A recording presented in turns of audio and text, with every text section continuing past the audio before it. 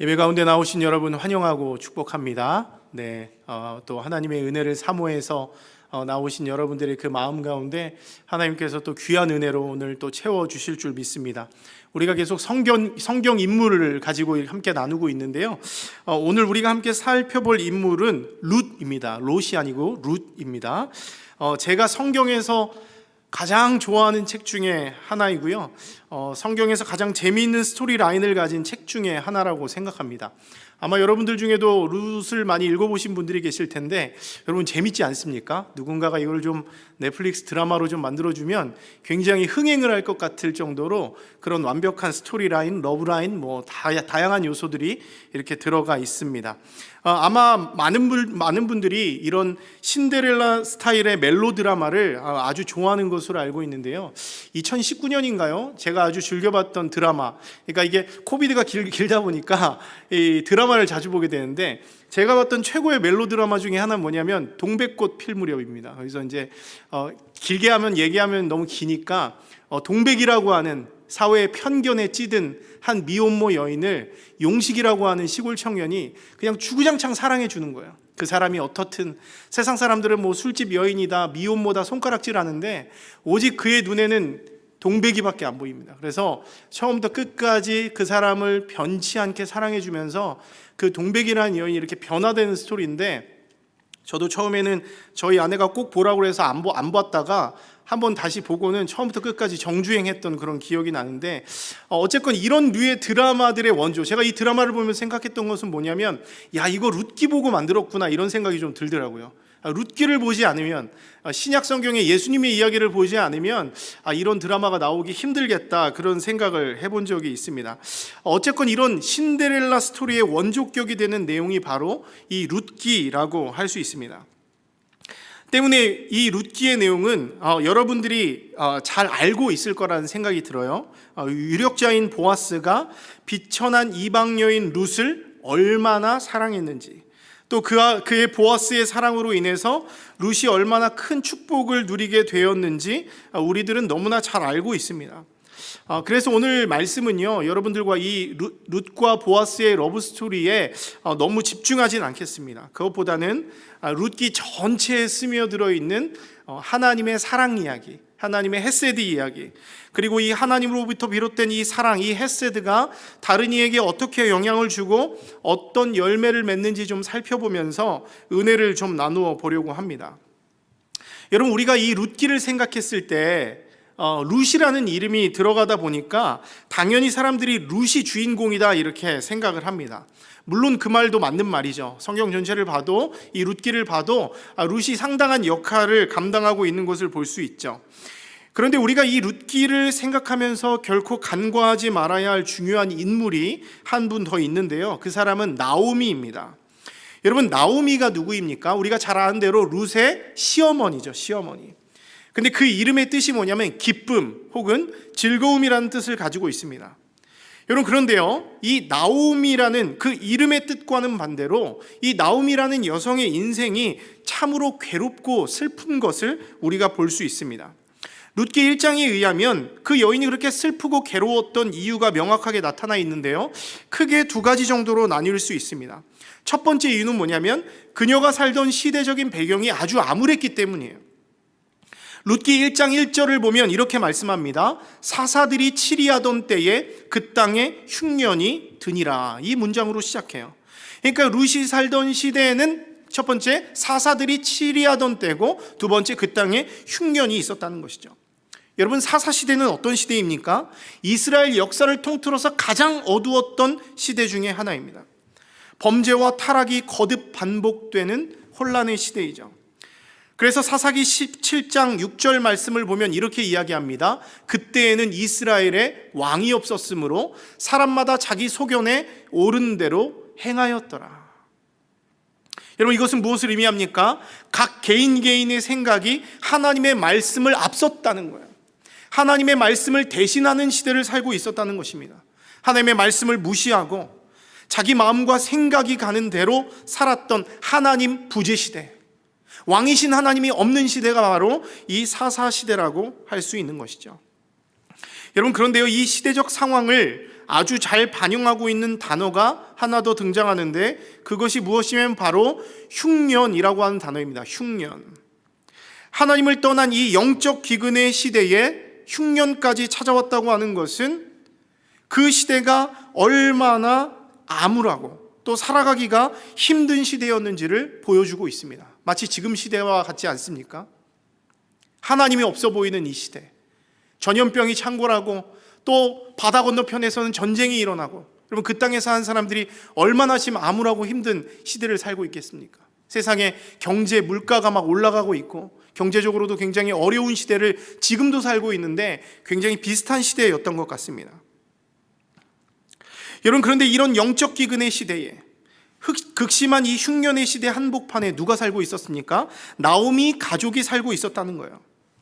여러분, 결국 이 나오미 가족 역시도 이 극심한 흉년을 견디지 못하고 정든 고향이었던, 어디 살았습니까? 유다 베들레헴이죠. 이 유다 베들레헴을 떠나야 하는 상황에 놓이게 됩니다. 여러분, 우리가 잘 알듯이 그 당시 상황에서 자신의 고향을 떠난다는 것은 참으로 어려운 일입니다. 지금도 마찬가지죠.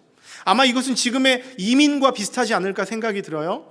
한국에서 모든 것들을 내려놓고 이 땅에 오신 여러분들도 큰 결정을 하고 오신 것이죠. 그런데 이때는 더더욱이나 그렇습니다.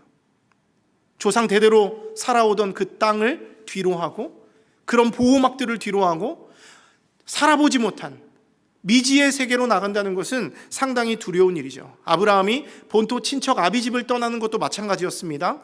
오랫동안 살았던 그 방패막이를 떠나서 새로운 땅 가나안 땅으로 간다는 것은 큰 모험, 그리고 동시에 위험이 따르는 일이죠. 하지만 이런 심각한 기근 앞에 이 나오미 가족은 이주를 결정할 수밖에 없었습니다. 그래서 온 가족이 모압 땅으로 이민을 가게 되는 것이죠. 그러니까 베들레헴에서 저 사해를 건너서 모압 땅으로 이주를 하게 된 것입니다.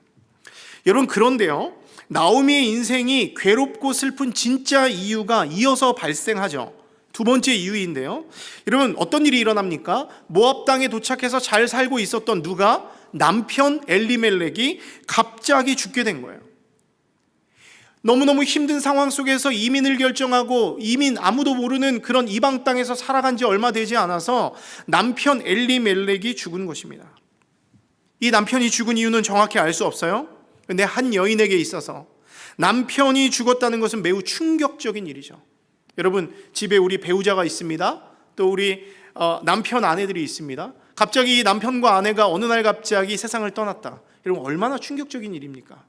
나에게 결코 일어나서는 안 되는 그런 일인데 오늘 이 나오미에게 일어나고 있는 것이죠. 더군다나 아무도 없는 이방 땅에서 남편이 죽었다는 것은 나를 보호해 줄 큰 방패막이가 사라졌다는 것, 끝까지 의지하며 함께 살아야 할 배우자가 사라졌다는 것은 굉장히 충격적인 일인 것이죠. 이제 나오미에게 의지할 것은 이제 무엇밖에 없습니까? 두 아들밖에 없습니다. 말론과 기론입니다. 다행히 두 아들은 모압 여인 룻과 오르바를 아내로 맞이해서 결혼했고 나름대로 행복한 삶을 살게 되죠. 여러분, 그런데요, 하지만 얼마 지나지 않아서 믿을 수 없는 비극이 또 일어납니다. 한 명의 아들도 아니고 두 명의 아들이 모두 죽게 되는 사건이 일어난 것입니다. 여러분, 이들이 죽게 된 이유 역시도 성경에 나타나 있지는 않습니다. 하지만 여러분, 우리가 충분히 짐작이 되죠. 남편을 잃고 심지어 두 아들까지 모두 잃어버린 어머니의 슬픔을 무엇으로 우리가 표현할 수 있겠으며 우리가 그것을 어떻게 공감할 수 있겠습니까? 가슴이 찢어지는 듯한 극한의 아픔을 겪었을 것이라는 생각을 우리가 하게 되는 것이죠. 우리가 인생을 살다 보면 내가 혹은 나의 주변에 있는 사람들이 유독 이렇게 어려운 일들이 반복하고 겹쳐져서 일어나는 일들이 일어나는 것을 우리가 종종 보게 되는 것이죠. 근데 오늘 성경에 보면 나오미가 이런 고통과 고난이 끊임없이 반복해서 찾아오고 있습니다. 여러분, 세상에 이렇게 불쌍한 여인이 어디 있습니까? 국가적인 기근으로 인해서 가정경제가 파탄나는 아픔을 겪었습니다. 어쩔 수 없이 정든 고향을 떠나게 된 것도 마음의 큰 상처죠. 여러분, 그런데 아무도 없는 이방 땅에서 남편을 잃고 마지막 희망이었던 두 아들까지 잃었으니까 이 얼마나 비참하고 슬픈 상황입니까? 정신을 차리기 힘들 정도의 불행이 지금 막 밀어닥치고 있어요. 한 여인이 감당하기에 너무 힘든 일이고 아마도 나오미는 자신의 인생이 완전히 파탄났다, 거덜났다라는 그런 감정을 느꼈을지도 모르겠습니다. 사랑하는 여러분, 만일 여러분이 오늘 이 성경 본문에 나오는 나오미의 상황이었다면 여러분들은 어떤 반응을 보이셨을 것 같습니까? 아마도 이렇게 이야기했을 것입니다. 하나님, 왜 나에게만 지금 이런 일이 일어납니까? 왜 나에게 이런 어려운 일들이 계속 일어납니까? 하나님 살아계십니까?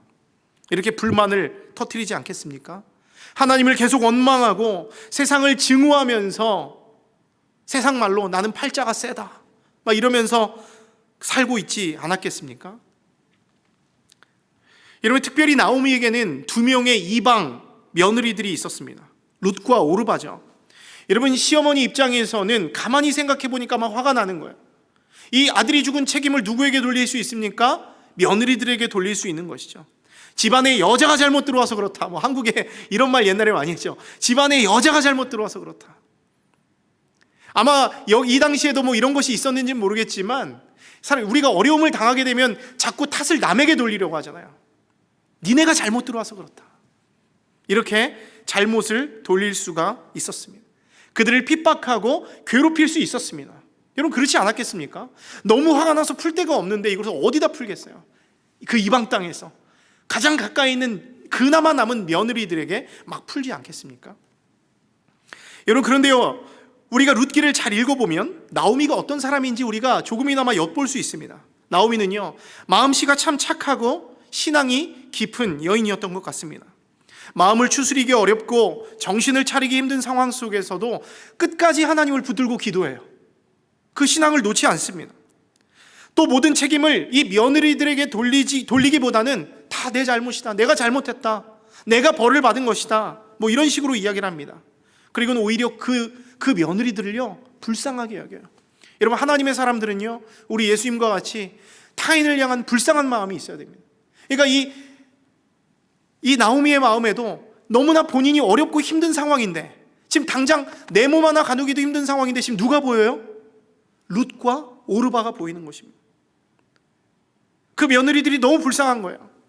나도 남편과 아들을 잃은 너무나 불쌍한 사람이지만 저 젊은 나이에 과부로 살고 있는 며느리들을 보니까 너무 불쌍한 것이죠. 앞으로 살아갈 일이 많은데 남편도 없이 저렇게 소망 없이 살아가는 것이 옳은가라는 그런 생각을 하게 되니까 너무 불쌍하고 치근한 마음이 드는 것입니다. 그래서 나오미가 오늘 젊은 며느리들에게 이렇게 이야기를 합니다. 룻기 1장 1절 8절에서 9절까지 제가 읽어드리겠습니다. 나오미가 두 며느리에게 이르되 너희는 각기 너희 어머니의 집으로 돌아가라. 너희가 죽은 자들과 나를 선대한 것 같이 여호와께서 너희를 선대하시기 원하며 여호와께서 너희에게 허락하사 각기 남편의 집에서 위로를 받게 하시기를 원하노라 하고 그들에게 입맞추매. 여러분, 지금 나오미는 파탄난 상황 속에서도 두 며느리들에게 뭘 베풀어요? 사랑을 베풉니다.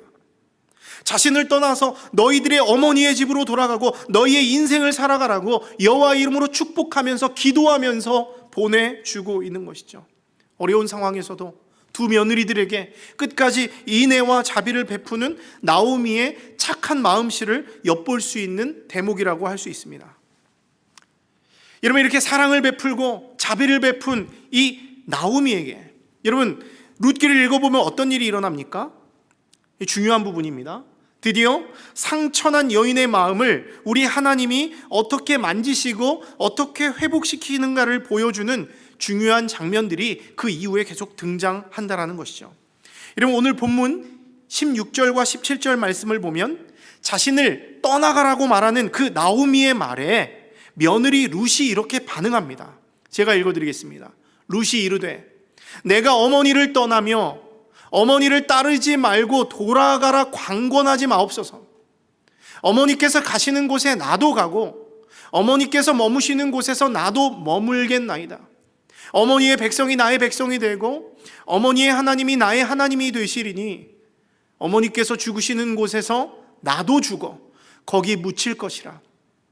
만일 내가 죽는 일 외에 어머니를 떠나면 여호와께서 내게 벌을 내리시고 더 내리시기를 원하나이다 하는지라. 아멘. 와, 여러분, 너무 감동적인 말 아닙니까? 지금 며느리 루시요, 자신을 떠나가라는 이 나오미 어머니의 말을 정면으로 거부하고 있습니다. 그러면서 엄청 감동적인 말을 해요. 요약하면 뭡니까? 난 죽어도 어머니 따라갈 거라는 얘기예요. 네 길 가라, 네 어머니 집으로 가라, 새로운 남편 얻어서 잘 살아라, 이렇게 말했는데 이 룻이 아닙니다 어머니, 난 끝까지 어머니 따라갈 거예요. 지구 끝까지라도 어머니 따라갈 거예요. 함께 어머니 하나님 섬기고 어머님 백성 섬기다가 나 어머니와 함께 죽을 겁니다. 내가 만약에 죽는 일 이외에 어머니 떠나면 내가 벌 받아도 쌉니다, 이러면서 난 어머니 따라갈 거예요, 이렇게 이야기합니다. 정말 말도 안 되는 사랑 고백을 하고 있죠. 고부 갈등이 심한 이 시대에 이 시어머니와 며느리의 이런 관계가 나온다는 것이 정말 놀랍습니다. 너무나 슬프고 불행한 삶을 살고 있는 이 나오미에게 얼마나 큰 위로가 되는 말이었겠습니까? 나 죽어도 어머니 따라갈래요. 아니, 내 자식이었던 기론과 말론이 얘기하는 게 아니라 다른 집에서 온 며느리가 내 어머니 하면서 내가 어머니를 따라가겠다, 내가 어머니를 끝까지 사랑하겠다 이야기하니까 얼마나 감동이 되고 위로가 됩니까? 여러분, 그런데요, 가만히 생각해 보면 이것은요, 나오미라고 하는 이 여인이 아까 신앙이 좋고 마음씨가 착하다고 말씀드렸지 않습니까? 평소에 이 며느리들을 어떻게 대했는지 분명히 알 수 있는 말이죠. 짐작하건대 나오미는 이 이방 며느리들에게 정말 큰 사랑을 베풀었던 것 같아요. 만일 나오미가 막 악독하게 되어오고 막 시집살이 시키고 했으면 어머니, 내가 어머니 따라가겠습니까? 하겠습니까? 절대 안 따라가죠.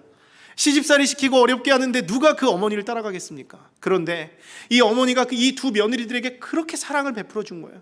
인애와 자비를 베풀어 준 것입니다. 그 사랑의 은혜를 누리고 나니까 지금 이 어머니를 그냥 보낼 수가 없는 거예요. 이 룻이 마음에 감동이 있었던 것 같습니다. 내가 어머니를 따라가겠습니다. 가장 결정적인 이 순간에 내가 어머니를 돕겠습니다라고 이야기하면서 어머니를 따라가겠다라고 이야기하는 것이죠. 결국 나오미가 평소에 베풀었던 그 사랑이 며느리였던 룻에게 감동을 일으켰던 것이고, 가장 결정적인 순간에 나오미 자신이 베풀었던 그 사랑이 나를 위로하는 선물로 이렇게 돌아오고 있는 것을 우리가 보게 되는 것이죠. 여러분, 저는 이 장면을 보면서 동시에 이것이 평소에 나오미가 하나님을 향해 드렸던 그 사랑이 돌아온 것이라고 또 생각합니다. 앞서 살펴본 대로 나오미는 어려운 상황 속에서도 하나님을 원망하지 않았어요. 오히려 더욱 굳건히 붙들면서 하나님의 인도를 구했던 사람입니다. 그러자 하나님 역시도 가장 결정적인 순간에, 나오미가 가장 외롭고 가장 힘든 순간에 나오미와 함께 해주고 있는 것이죠. 나오미에게 사랑을 베풀면서 나오미가 계속 살아갈 수 있도록 하나님이 선물을 보내서 은혜를 베풀어 주고 있는 것이죠. 여러분, 그 선물이 무엇입니까? 바로 새로운 인생의 동반자 룻이라고 하는 것이죠. 여러분, 실제로 룻은요, 그 이름의 뜻이 동반자, 친구, 우정이라는 뜻을 가지고 있습니다. 하나님은 지금 나오미에게 룻을 보내셔서 함께 인생을 살아갈 동반자요, 친구요, 함께 우정을 나눌 동반자로 세워주셔서 나오미의 괴로움을 기쁨으로 회복시켜 주는 것이죠. 그래서 오늘 설교의 본문이 괴로움을 기쁨으로 회복시킨 여인, 그 사람이 누굽니까? 하나님이 보낸 선물, 바로 룻이라고 하는 것입니다. 여러분, 근데 여기서 나오미의 이름 뜻을 다시 한번 또 생각해 봤으면 좋겠는데요, 나오미의 이름의 뜻은 무엇이냐? 나오미의 이름의 뜻은 아까 말씀드린 대로 기쁨 혹은 즐거움이라는 뜻을 가지고 있다고 했습니다. 그런데 그녀의 인생이 얼마나 괴롭고 슬픈지 룻기 1장 20절 말씀 보면 나오미는 자신에게 나오미라고 부르지 말고 마라라고 불러라, 이렇게 이야기합니다. 마라라고 불러라. 마라는 무슨 뜻입니까? 괴로움이라고 하는 뜻이에요. 괴로움. 그러니까 자신의 인생이 지금 너무 힘들어서 괴로워서 기쁨이라고 하는 이 나오미 이름이 나의 인생에 전혀 어울리지 않으니까 차라리 내 인생과 어울리는 괴로움이라고 불러달라는 말이에요. 그런데 이 괴로움의 길을 가는 이 나오미에게 하나님이 어떤 은혜를 베풀어 주셨다고요? 새로운 인생의 동반자 룻을 보내서 다시금 그 이름과 걸맞는 그 기쁨의 길을 갈 수 있도록 은혜를 베풀어 주셨다, 이 말씀을 드리는 것입니다. 여러분, 실제로 룻의 인생을 한번 좀 보십시오. 죽어도 어머니와 함께하고 어머니와 함께 죽겠다는 그 말을 그대로 실천하는 삶을 살아가는 것을 볼 수 있습니다. 어머니의 고향 베들레헴까지 기어코 쫓아갔습니다. 그리고 어머니를 봉양하기 위해서 힘든 노동의 현장에 직접 스스로 나아가서 돈을 벌기 시작합니다. 여러분, 사실 룻의 입장에서 볼 때 막상 눈에 닥친 현실이 어땠어요? 진짜 만만치 않았을 것입니다. 여러분들도 잘 아시겠지만 내 조국을 떠나서 이 이방 땅에서 살아가는 게 어때요? 쉽지 않죠. 어려운 일입니다. 더군다나 남편을 잃은 과부의 신세이면서 늙은 시어머니를 봉양해야 하는 소녀 가장의 상태이죠. 그러다 보니까 변변치 않은 일자리 하나 구하기가 힘듭니다. 결국 룻은 어떻게 됩니까? 막노동의 현장에 내몰린 외국인 노동자의 신분으로 살아가게 되는 것이죠. 하루 벌어서 하루를 먹고 살아야 하는 가장 취약한 계층의 구성원으로 살게 됩니다. 그러니까 뭡니까? 밑바닥 인생, 어머니의 그 밑바닥 인생을 따라왔다가 그 밑바닥 인생을 고스란히 물려받고 밑바닥 인생으로 살아야 하는 슬픈 상황 가운데 놓여 있는 것이죠. 여러분, 근데 룻이란 여인이 어떻습니까? 룻기 어디를 봐도 한번 찾아보십시오. 불평 하나 없습니다. 불만이 하나 없습니다. 늘 어머니를 생각하는 마음으로 살아가고 하나님의 말씀하시는 대로 순종하는 삶을 살아가요. 어머니께 받은 대로 은혜를 베푸는 삶, 사랑을 베푸는 삶, 자신이 약속한 대로 자신 이름대로 어머니와 동행해 주는 삶을 살아갑니다. 그 덕분에 나오미는 어떻게 됩니까? 이 룻을 통해서 부어지는 그 은혜를 누리면서 살아가게 되는 것을 우리가 성경을 통해서 볼 수 있게 되는 것입니다. 여러분, 결국 이것은 우리에게 무엇을 가르쳐 주고 있는가? 여러분, 저는 그렇게 생각합니다. 이 말씀을 읽으면서 가장 먼저 드는 생각은 평소에 우리가 하나님 주신 마음대로 인애와 자비를 베푸는 삶을 살면 그렇게 베푼 사랑이 그대로 돌아오는구나. 그것이 언제인지 모르고 그것이 정말 정해진 때에 오는 것인지 여전히 저도 잘 모르겠지만 내가 끊임없이 하나님의 마음으로 인애와 자비를 베푸는 그 자비는 어디 멀리 가는 것이 아니라 하나님의 때에, 가장 필요한 때에 나의 위로, 내가 어떤 자비를 받아야 할 그때에 우리에게 다시 보내주시는구나라는 것을 제가 배우게 된다는 거예요. 여러분, 특별히 이런 헤세드의 원리는요, 룻기 전체에서 발견되고 있습니다. 인애의 삶, 자비의 삶을 살아가는 자에게 반드시 인애가 돌아온다는 공식이 반복되고 있다는 것이죠. 여러분, 우리가 룻기를 읽어보면요, 하나님이 전면에 등장하시지 않습니다. 아브라함과 모세에게 말씀하셨던 것처럼 직접 그들에게 보이시며 말씀하시면서 음성을 들려주지 않으세요. 하지만 이 룻기를 보면 어떤 특징이 있습니까? 하나님을 사랑하고 하나님의 뜻대로 살아가려는 사람들에게 하나님이 누구를 보내줘요? 계속 동반자를 보내주고 있다는 것을 보게 됩니다. 계속 또 다른 룻, 또 다른 동반자를 보내줘서, 친구를 보내줘서 고통을 슬픔으로 바꿔주시는 그 헤세드를 베풀어주고 있는 것을 우리가 볼 수 있다는 거예요. 이게 정말 이 룻기에서 중요한 것입니다. 여러분, 실제로 룻의 인생을 한번 보십시오.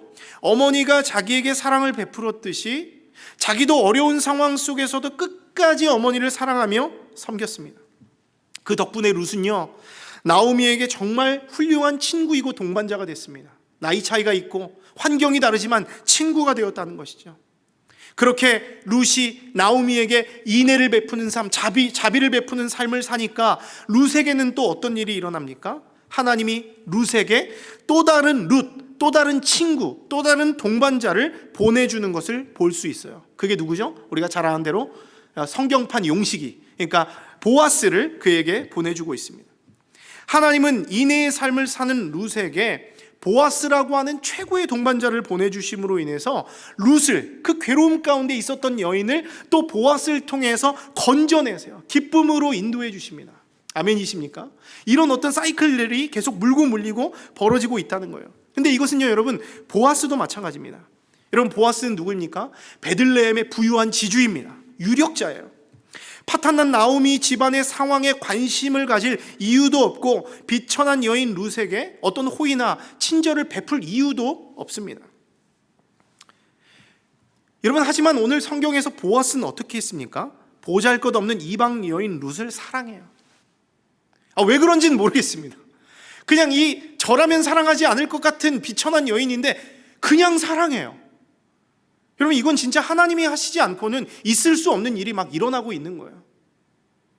너무나 비천한 여인을 그 지방의 유력자였던 보아스가 그냥 이유 없이 조건 없는 사랑을 막 쏟아 부어주고 있습니다. 시종일관 친절하게 대해주죠. 룻과 그 나오미 집안의 안타까운 상황을 듣고 나서는 먹을 수 있는 양식을 챙겨주면서 특별한 관심을 막 기울입니다. 다른 남자들이 직접되지 못하도록 막 보호해줍니다. 그리고는 제일 중요한 것입니다. 파탄난 나오미 집안을 살리기 위해서 대신 그들의 땅을 사주고 끊어진 대를 이어주기 위해서 룻까지 결혼하게 되는 것이죠. 이것을 성경에서는 고엘 제도라고 하는데요, 여러분들도 아마 잘 아실 것이라고 생각합니다. 경제적인 파탄이 일어나고 그 남편이 다 죽어서 대를 이을 수 없는 그런 고난 가운데에 놓인 그런 가정들을 살리기 위해서 하나님이 세워두신 그런 제도 중에 하나입니다. 그런데 이 보아스가 그 책임을 지금 감당하는 일을 하고 있다는 거예요. 여러분, 사실 앞서도 말씀드렸지만 보아스의 입장에서 보면 이 기업 물을 자의 이 의무를 지는 것은 완전한 손해입니다. 룻과 결혼해서 아이를 낳아봤자 그 아이는요, 내 아이가 아니에요. 자신의 친척, 이미 죽은 엘리멜렉 집안의 대를 이어야 하기 때문에 나오미의 아들로 편입되게 되는 거예요. 여러분, 그렇게 되면 어떻게 됩니까? 매입해준 이 엘리멜렉의 땅이 누구에게 상속돼요? 이 아들에게 상속되는 거예요. 그리고 그 땅은 나의 소유가 아니라 이 엘리멜렉 집안의 소유가 되는 것이죠. 완전히 손해보는 일입니다. 더군다나 이 혈통을 강조하는 시대에 모압 출신 이방 여인과 결혼한다는 것도 상당한 부담이 될 수 있습니다. 때문에 기업 물을 자가 된다는 것은 진짜 상당한 손해를 감수해야 하는 정말 쉽지 않은 일입니다. 하지만 보아스는 어떻게 합니까? 그 모든 것을 그냥 사랑으로 덮어줍니다. 룻의 과거, 그녀의 출신, 그녀가 가진 지금의 상황과 상관없이 그 룻에게 인애와 자비를 넘치게, 정말 넘치도록 베풀어 줍니다. 그 결과 어떤 은혜가 임합니까? 자신 역시도, 보아스 자신 역시도 그 인애와 사랑을 베풀었더니 또 룻이 오는 거예요. 진짜 룻이 왔습니다. 나의 인생의 최고의 동반자인 룻을 아내로 맞이하는 축복을 누리게 되고요. 그리고 더 중요한 것은 무엇입니까? 이처럼 인애와 자비를 베풀어준 이 두 사람, 보아스와 룻에게 어떤 은혜가 임하죠? 우리가 잘 아는 대로 예수 그리스도의 족보, 하나님의 패밀리 트리에 기록되는 은혜를 누리게 되는 것이죠. 룻기 4장 끝에 나오는 오벳의 족보를 한번 집에 가서 한번 보십시오. 그리고 시간이 되시면 마태복음 1장에 나오는 그 예수 그리스도의 족보를 한번 보세요. 그럼 거기서부터 오벳, 보아스, 그리고 다윗, 예수 그리스도로 이어지는 이 황금의 이 계보에 올라가는 것을 여러분들이 볼 수 있게 됩니다. 사랑하는 여러분, 룻과 보아스가요, 지금 이 예수 그리스도의 족보에 들어가기 위해서, 하나님의 패밀리 트리에 들어가기 위해서 어떤 특별한 노력을 기울였습니까? 족보에 넣어달라고 막 돈을 내면서 로비를 했나요? 여러분, 아무것도 한 것이 없습니다. 다만 이들이 한 것은 무엇입니까? 자신의 인생 전체에 걸쳐서 자신들이 하나님에게 은혜를 받고 인애를 받고 자비를 받은 대로 삶 속에서 나의 주변에 있는 사람들에게 사랑을 베풀고 인애를 베풀고 자비를 베풀며 살았던 것뿐입니다. 그런데 그 결과가 어땠습니까? 하나님이 그들을 위로해 주셨다는 거예요. 가장 좋은 친구를 보내주심으로써 우리의 괴로움을 기쁨으로 바꿔주는 그런 은혜를 누렸다는 거예요. 그리고 결국에는 하나님의 족보, 예수 그리스도의 그 패밀리 트리에 들어가는 영광을 누리게 되었다라고 성경은 그렇게 말씀해 주고 있는 것이죠. 사랑하는 성도 여러분, 말씀을 마무리합니다. 여러분, 결국 오늘 말씀이 우리에게 교훈하고 있는 것은 무엇입니까? 그리스도인인 우리가 정말 중요하게 생각해야 할 것은 무엇입니까? 인애와 자비를 베푸는 삶이 정말로 중요하다는 것입니다. 하나님의 헤세드를 베푸는 삶이 정말로 중요하다고 하는 것이죠. 하나님은요, 지금도 인애와 자비가 넘치드는 사람을 통해서 일하시고, 또 그들이 준 그 인애가 또 인애를 낳게 해서 다른 사람의 괴로움과 슬픔을 기쁨으로 바꾸는 역할을 하고 있다는 거예요. 누굴 통해서요? 끊임없이 하나님의 사랑에 따라서 인애와 자비를 베푸는 사람들을 통해서 다른 사람의 괴로움을, 슬픔을 기쁨으로 바꾸는 역할을 하고 있다는 것이죠.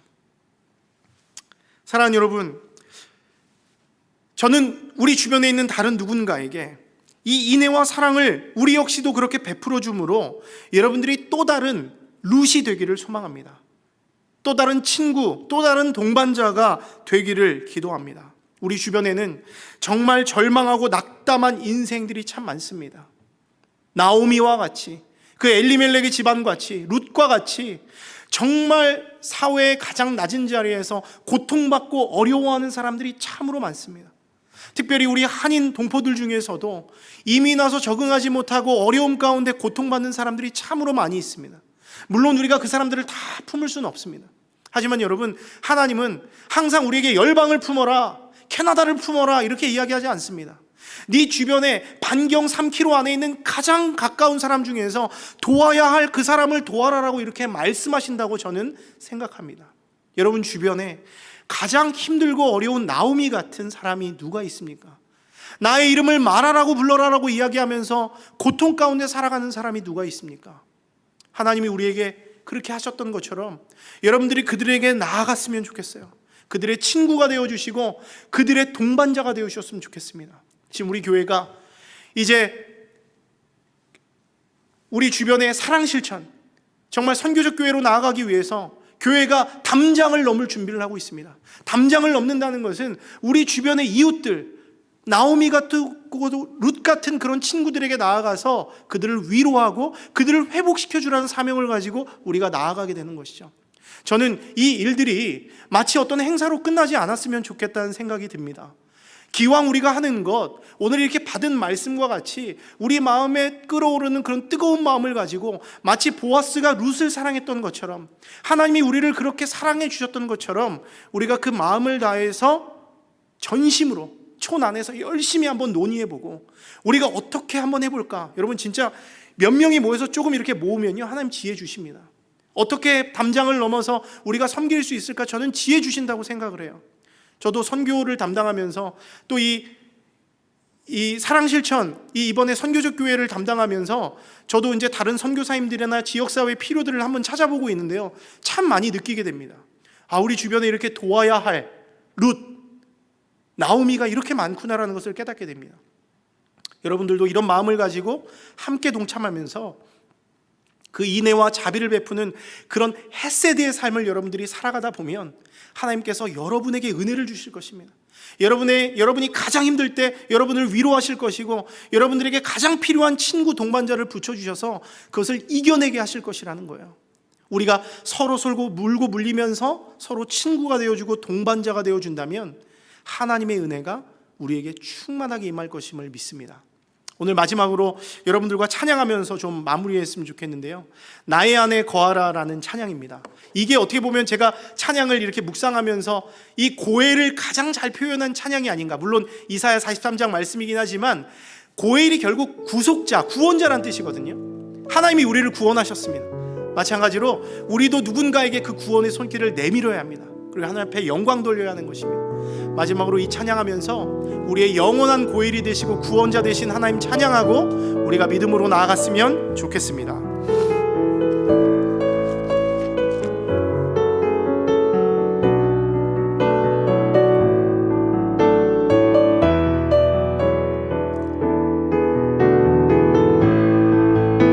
나의 안에 거하라, 나의 안에 거하라, 나는 내 하나님이니 모든 환난 가운데 너를 지키는 자라. 두려워하지 말라, 내가 널 도와주리니 손 잡아주리라. 한 번 더 찬양합니다. 나의 안에 거하라. 나의 안에 거하라.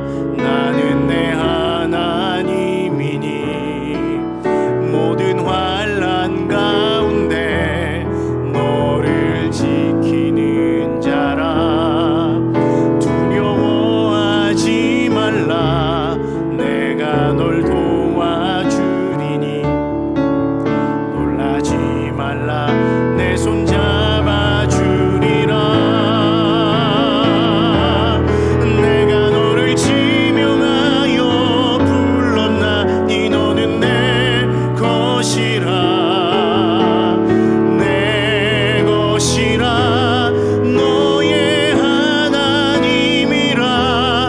내가 너를 보배롭고 존귀하게 여기노라. 너를 사랑하는 내 여호.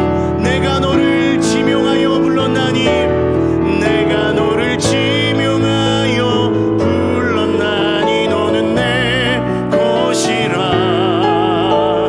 내 것이라. 너의 하나님이라. 내가 너를 보배롭고 존귀하게 여기노라. 너를 사랑하는 내 여호와라.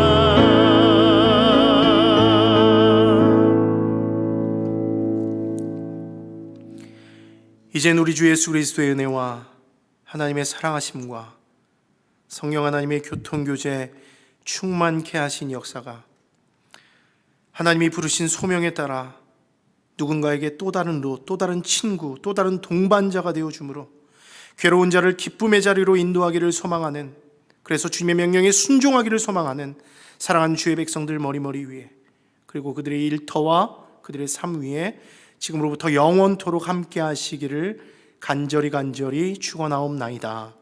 아멘.